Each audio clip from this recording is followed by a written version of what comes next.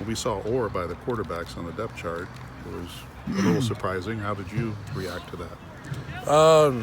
I mean, nothing's given to you ever. So, I mean, obviously, I haven't won any games yet. So, nothing's given. You got to earn everything.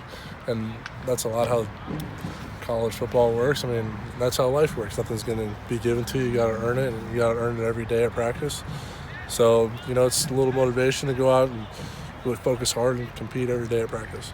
Hey, talk a little bit about trying to get the tight ends a little bit more involved. You really haven't been a factor this year at all.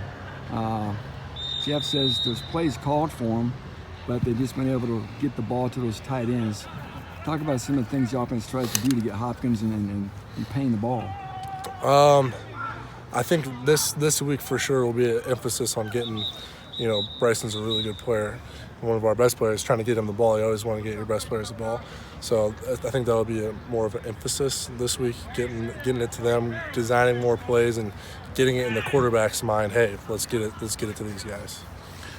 Just the adjustment potentially with Sam as your center as opposed to Victor. How does that change things? Well, I mean, starting as the 2 at the beginning of the year, I was with Garvin for a long period of time. So, you guys have a long connection now. Yeah, I mean, I've been taking snaps with Garvin for a while, so he's good. I think we got confidence in him that he can make the calls and do his job and stuff. So, it's exciting for him. Was it good to get some game experience with him last week at Penn State? Yeah, it was. I think he played the whole second half. So that was good. And he played a little bit in the TCU game, I think, when I was in. So it's definitely nothing that's going to be too huge of an adjustment for me.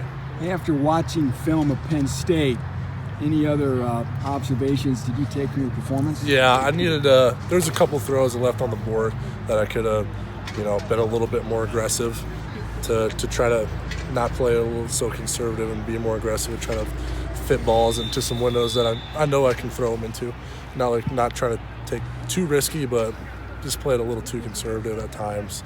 And when you're down by 21 points, sometimes you're gonna have to play a little bit more aggressive to try to get yourself back in the game. So I left a few throws out there that I could have pulled the trigger on.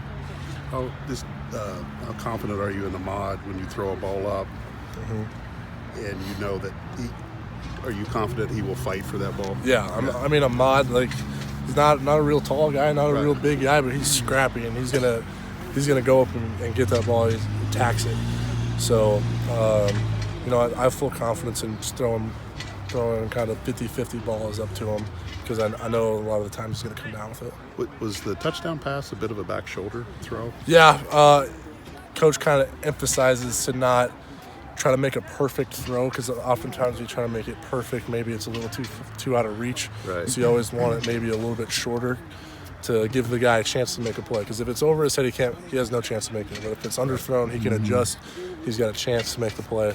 So really, I knew it was press man, cover 0. They were bringing the house. So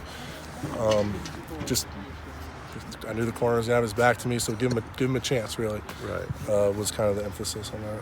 Did you get gun shy at all? You think? I wouldn't say gun shy. I would say maybe just played a little too conservative, like I said earlier.